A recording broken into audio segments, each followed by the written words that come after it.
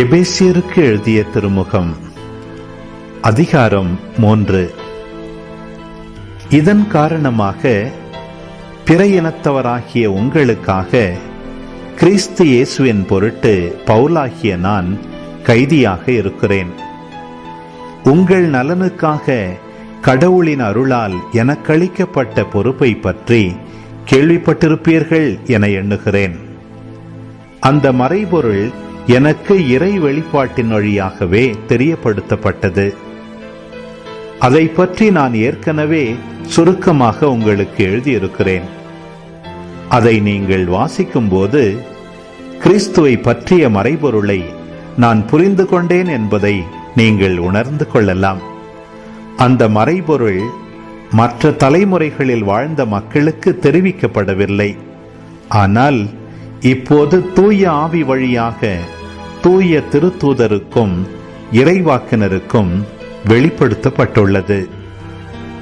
நற்செய்தியின் வழியாக பிற இனத்தாரும் கிறிஸ்து இயேசுவின் மூலம் உடன் உரிமையாளரும் ஒரே உடலின் உறுப்பினரும் வாக்குறுதியின் உடன் பங்காளிகளும் ஆகியிருக்கிறார்கள் என்பதே அம்மறைபொருள். கடவுள் வல்லமையோடு என்னுள் செயல்பட்டு எனக்கு அளித்த அவரது அருள் கொடைக்கு ஏற்ப அந்த நற்செய்தியின் தொண்டனானேன்.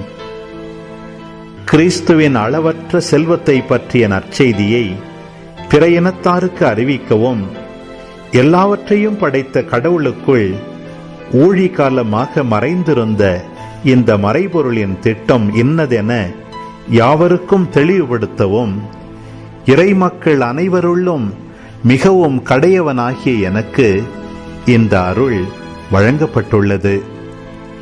அதன் மூலம் பல வகையில் விளங்கும் கடவுளின் ஞானத்தை ஆட்சி புரிவோர், வான்வெளியில் அதிகாரம் செலுத்துவோர் ஆகியோருக்கு இப்போது திருச்சபை வழியாக வெளிப்படுத்த முடிகிறது. இவ்வாறு கடவுள் ஊழிகாலமாக கொண்டிருந்த திட்டத்தை நம் ஆண்டவர் இயேசு கிறிஸ்து வழியாய் நிறைவேற்றினார். கிறிஸ்துவின் மீது நாம் கொண்டுள்ள நம்பிக்கையின் வழியாக கடவுளை உறுதியான நம்பிக்கையோடு அணுகும் உரிமையும் துணிவும் நமக்கு கிடைத்துள்ளது. ஆகவே உங்கள் பொருட்டு நான் படும் துன்பங்களை கண்டு நீங்கள் மனம் தளர்ந்து போகாதபடி உங்களை வேண்டுகிறேன். அத்துன்பங்களே உங்களுக்கு பெருமையாக அமையும். இதன் காரணமாக விண்ணுலகிலும் மண்ணுலகிலும் உள்ள ஒவ்வொரு குடும்பமும் உண்மையிலேயே குடும்பமாய் விளங்குவதற்கு காரணமாயிருக்கிற தந்தையிடம் நான் மண்டியிட்டு வேண்டுகிறேன். அவருடைய அளவற்ற மாட்சிக்கேற்ப உங்கள் உள்ளத்திற்கு வல்லமையும் ஆற்றலும் தம் தூய ஆவி வழியாக தந்தருளுவாராக. நம்பிக்கையின் வழியாக கிறிஸ்து உங்கள் உள்ளங்களில் குடிகொள்வாராக.